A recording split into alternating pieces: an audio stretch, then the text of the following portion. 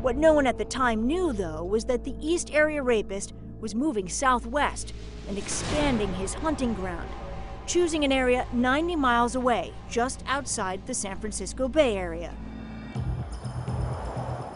If Auburn cop Joe DeAngelo is the East Area Rapist, as investigators believe, he was playing it safe by traveling far from home to satisfy his urges.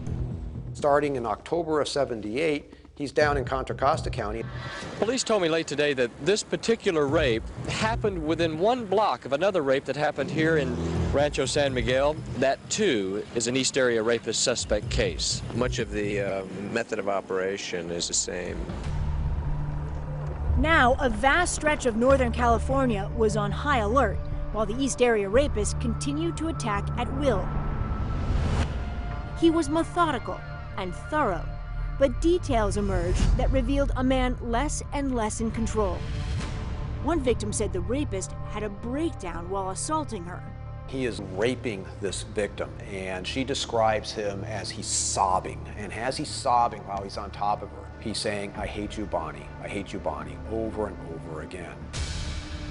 Who was Bonnie? Years later, her name would resurface in an astonishing way. The East Area Rapist showed no signs of relenting as he attacked nearly a dozen times outside the Bay Area in just 8 months.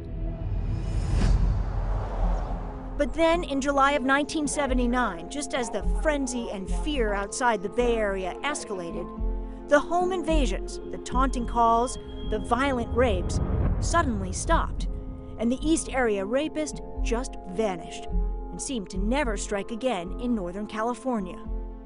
How could it just stop? Someone who's inclined to do all of this, how can he just cut it off? I figured he was either dead or he just stopped.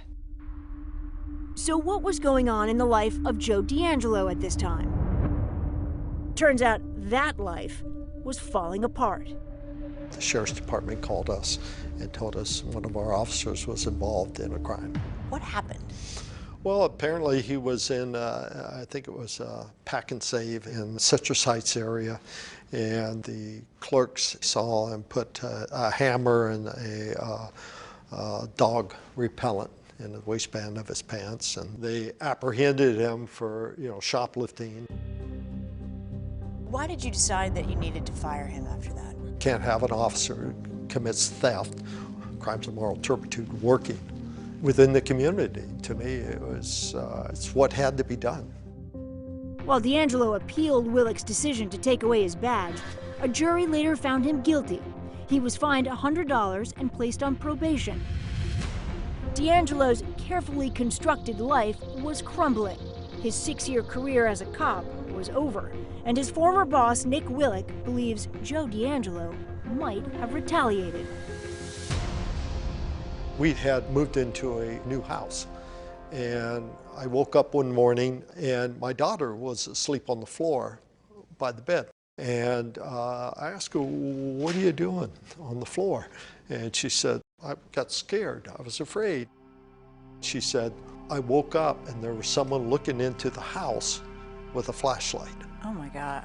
And sure enough, I found footprints up to the windows and the doors all the way around the house. It was a while later that I was informed that Joe DeAngelo had actually told his therapist that he had gone to my house to harm me.